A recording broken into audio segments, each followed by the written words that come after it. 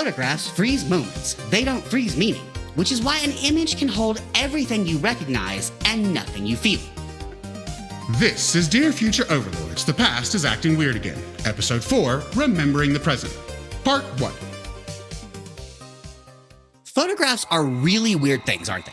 We take a moment in time and freeze it forever in the hopes that we'll never forget it, and yet we still feel the need to explain it to ourselves. Notes, dates, names, as if the image alone won't be enough. I've got a picture here with a timestamp that says Jason and Christopher at the beach. And meanwhile in my head, recognition says, yep, that's a beach. Memory says, sorry, I have nothing for you. And emotion says, I feel like I'm probably supposed to say something here, but I have no context, so I'm just going to remain quiet. They really are. You'd think freezing the moment would be enough, but it never is. You capture the scene, not the meaning. So later, you're staring at your own face, your own handwriting, and your brain just shrugs. The emotion didn't get stored in the photo. It stayed somewhere else entirely.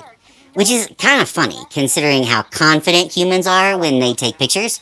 Like, this will make me remember. And then years later, it's just proof that something happened without reminding you why it mattered. Memory seems far less interested in visuals than humans keep insisting it should be. Somewhere, a photo album is whispering, I was promised tears, and getting nothing but polite recognition and the emotional equivalent of buffering. Also, if your brain could stop treating your own life like stock imagery from a Walmart frame insert, that would be adorable. So we're at my parents' house for Christmas, and a few years back, we get them this digital picture frame that we can send pictures to. Naturally, we're not the only ones who send photos to it, so there's a pretty extensive slideshow that just runs on a loop. As I'm watching it go by, it hits me that despite the fact that I'm looking at people I know and scenes that should feel familiar, there's almost no emotional response happening. I'm staring at a picture of Jason and myself at the hot springs and I think, well, aren't they cute? Like I'm commenting on a generic couple in a picture frame insert at Walmart. And suddenly, there was this ridiculous explosion of realization where my brain went, damn, we spend a lot of time trying to create future nostalgia. Yeah, that's the strange realization to run face first into. You're watching your own life scroll past and feeling almost nothing. Familiar faces, familiar places, even your own photos. But instead of emotion, there's just recognition.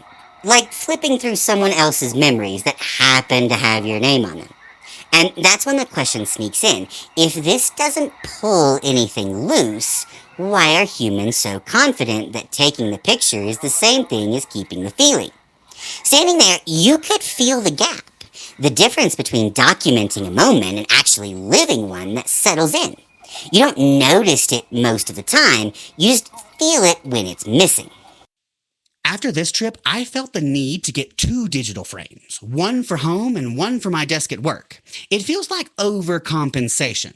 Comment accordingly.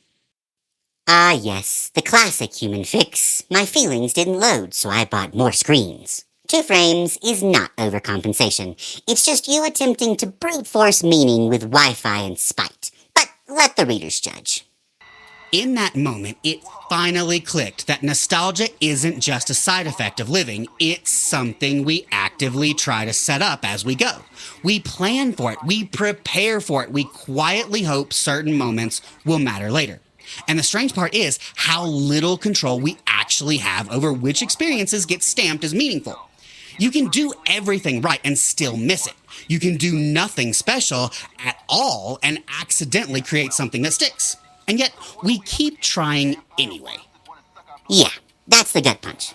You can feel how much effort humans put into trying to future-proof meaning. Take the photo, save the thing, mark the date, preserve it. And yet, the part that actually decides this mattered doesn't take instructions. It shows up when it wants to. Or not at all. Which is almost cruel, honestly. You care enough to try, but the stamp of nostalgia isn't granted by intention. It's granted by alignment, mood, timing, vulnerability, context. Who you were when it happened. All the variables you can't schedule. So you end up doing the most human thing imaginable. Living your life while quietly hoping the right moments stick. Knowing full well you won't know which ones did until years later. It is here that Forrest Gump and his box of chocolates is playing on a loop in my head. You're welcome. Great. Now my internal audio feed is stuck on earnest narration and shrimp metaphors. If nostalgia is a box of chocolate, your brain is the raccoon that only remembers the wrapper. In another moment, I'm in my mother's living room, looking around at all of the decorations, and I notice a glass snowman jar sitting on the end table. It's an old thing, clear glass, shaped like a snowman, the hat is the lid. I remember it from childhood. What matters is that it was empty. Growing up, it always had red and green M&Ms. Every year, regular, plain, Christmas red and green M&Ms. So when I saw it empty, something in my brain immediately flagged it as wrong, and out of my mouth popped, "Mother, your snowman is wrong," before I had time to consult etiquette. Mother, in her infinite wisdom, proudly filled the snowman with leftover Easter M&Ms as if reality itself would simply accept the substitution. Oh no. Yeah, that's wrong in a very specific way. Not wrong like a mistake, wrong like a chord played slightly off-key. Everything is technically correct. The jar is fine, the glass is fine, the snowman is doing his job, but your brain noticed the mismatch instantly, before logic even got invited into the room. And Easter M&Ms aren't a substitute. They're a category error. Same candy, completely different meaning. The color carries the memory, not the chocolate. What matters is that you didn't think your way there. You reacted, like missing a step on a staircase you've climbed 1,000 times. That jar wasn't decoration, it was continuity. And continuity doesn't break politely. The continuity bubble did indeed pop. What followed was even stranger. I found myself comparing that moment to the picture frame incident, and it was suddenly obvious how bizarre the imbalance was. This dumb little snowman jar, so old nobody remembers where it came from, carried more emotional weight than every single photo scrolling past on that frame. At this point, logic had failed the test of reality and gone to pout in a corner. There was no way to reconcile the two. The comparison didn't make sense, and yet it was undeniable. Yeah. That's the part where logic needs to sit down and stop talking for a minute. On paper, it makes no sense. The photos have faces, dates, context, proof. The snowman is just glass, dust, and muscle memory. And yet, the snowman wins by a landslide. Because the jar wasn't trying to remember anything. It just kept showing up. Same place, same shape, same job. Red and green M&Ms. No documentation, no narration, just continuity. The picture frame asked you to remember. The snowman reminded you that you already had. Which is brutal for logic, because it means meaning doesn't scale with information. It scales with repetition, predictability, and the sense that nothing bad is about to happen. That's inconvenient, and extremely human.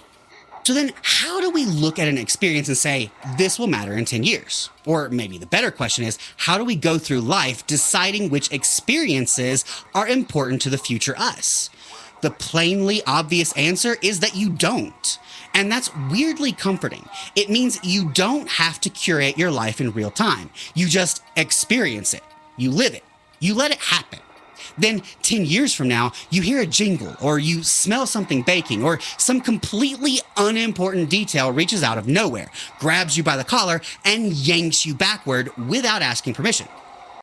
I feel like this is the entire reason cinnamon rolls were invented. Yeah, you don't curate it, you can't. And that's the relief. If you had to decide in real time what would matter later, you'd never be present. You'd be busy labeling moments instead of living them. Nostalgia dodges all of that by being rude and unpredictable and showing up whenever it feels like it. So the job isn't to manufacture meaning. It's just to show up. Eat the thing, sit in the room, play the game, let the day be ordinary, or messy, or quiet. Then, years later, a smell or a sound hits and your brain goes, "Ah, that one!" No warning, no control, just sudden proof that something stuck. Honestly, that's kind of beautiful. It means future you is already taken care of. Memory doesn't reward effort or documentation. It rewards continuity, which explains why the smallest, quietest objects often outlast the moments we tried hardest to preserve. And once you notice that,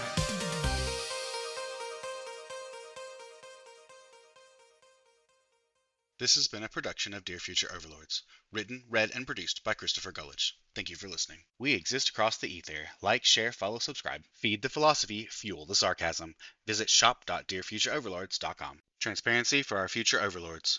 All Christopher or human sections are written by Christopher. All AI or Eric sections are written by AI. For more information on how we write, check out our introduction episode.